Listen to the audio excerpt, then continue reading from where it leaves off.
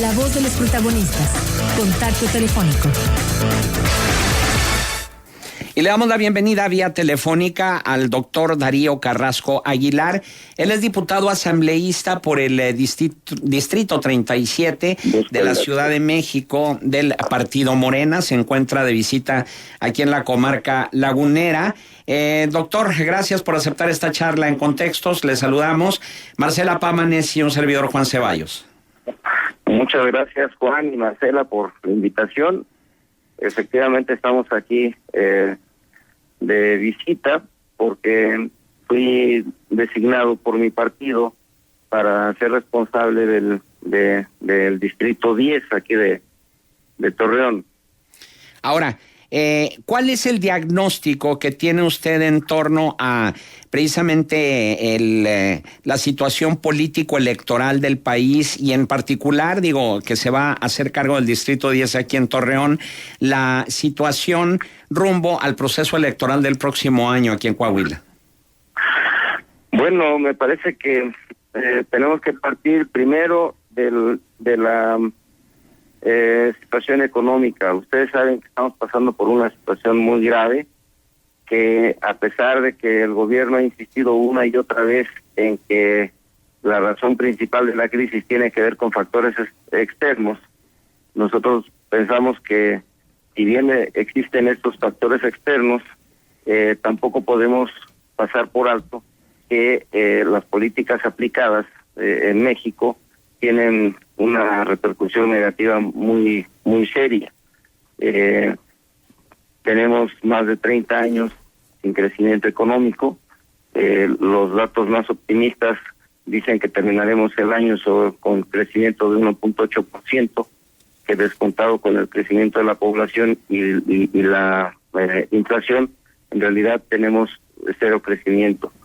Segundo, estamos padeciendo una situación de caída de los precios del petróleo, que igual nos pueden decir, pues no es nuestra culpa, pero en la medida en que los gobiernos de los últimos 40 años, bueno, particularmente de los últimos 30 años, solo se dedicaron a vender el petróleo crudo y no a hacer ninguna refinería, son responsables también de la crisis que estamos padeciendo.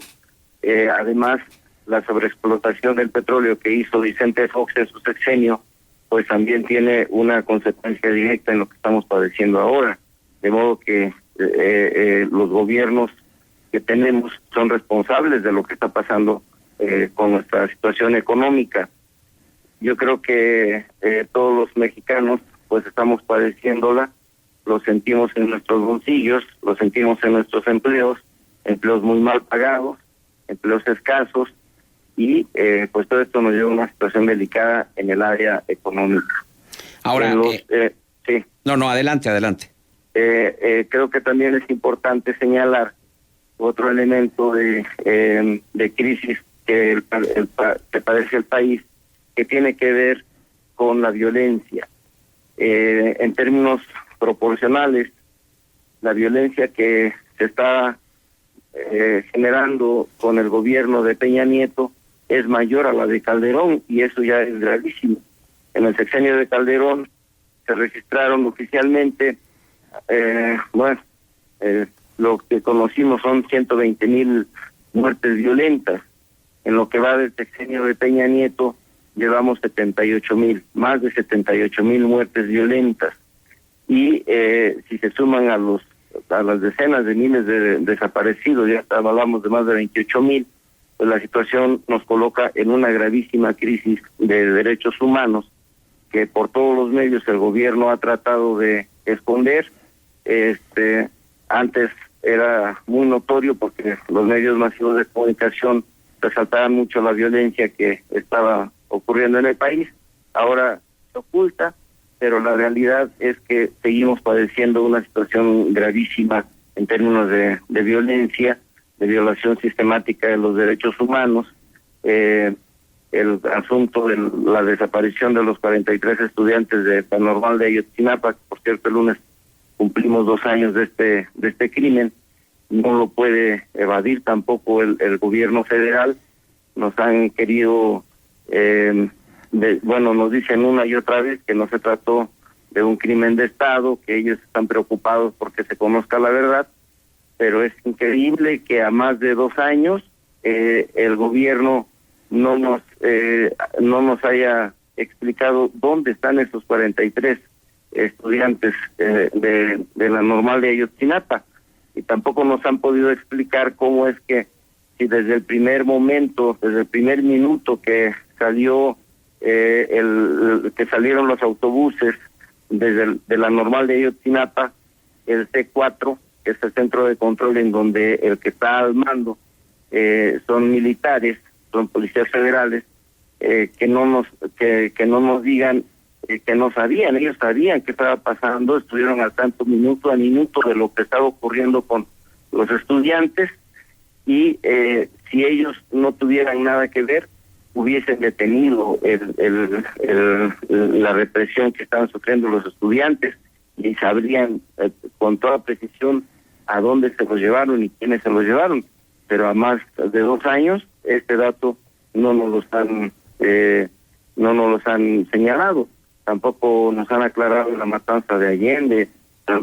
Hoy sabemos las ejecuciones que ya se documentaron en Tlaxlaya, en Apatzingán, en Tanguato. O sea, el Estado es responsable directo de la violencia que estamos padeciendo en el país. ¿Ha dado usted un diagnóstico de la situación económica, política y social del país, así de bote pronto, lo que lleva a preguntar, bueno, y luego, ¿qué es lo que sigue? Ayer el Banco de México anunció el incremento de la tasa de interés de 4.25 a 4.75%. El gobernador del Banco de México, también en una reunión que sostuvo ayer con legisladores del PAN, dijo que se avecina una tormenta en cualquiera de los dos casos, que gane Hillary Clinton o que gane Donald Trump. Entonces, estamos ante un panorama donde no se le ve una salida. Usted como legislador, usted como miembro de la clase política, ¿qué salida le ve? Bueno, pues en definitiva, en mi opinión, la salida tiene que ver con el cambio de modelo económico, porque otra vez, cuando los voceros del gobierno piensan que la crisis se debe solo a factores externos, pues están evadiendo su propia responsabilidad. El propio Cárcel acuñó la cifra de que la crisis era solo es decir, que si era crisis en Estados Unidos, cuando la recesión en Estados Unidos hace unos años, dijo, pero a nosotros no nos afectará, nuestra economía es fuerte, para nosotros era como un catarrito. Y no fue un catarrito, fue una neumonía. Mientras este país siga siendo gobernado por un grupo político que se preocupa por defender los intereses de unos cuantos, despreocupándose de los intereses de la mayoría, no vamos a salir adelante. No es cierto que el entorno internacional le pega igual a todos los países. Bueno, les pega en términos generales, pero quienes sufren las consecuencias de la crisis, pues en el caso de México son los más desprotegidos, porque el gobierno se ha encargado de proteger a los más poderosos. Vamos al punto de la devaluación, por ejemplo, una devaluación brutal en el sexenio de Peña Nieto, que ya rebasa el 25%. Esta devaluación pues nos pega a los consumidores finales, pero a los especuladores, a los banqueros, no solo les pega, les beneficia, porque recordemos que les han destinado miles de millones de dólares de las reservas internacionales del país para hacer frente a la devaluación, pero los únicos que pueden comprar los dólares y en grandes volúmenes son los especuladores. Entonces, solo para poner ese ejemplo, no es un régimen que está preocupado por la economía general nuestra, de los mexicanos, sino por los intereses de unos cuantos.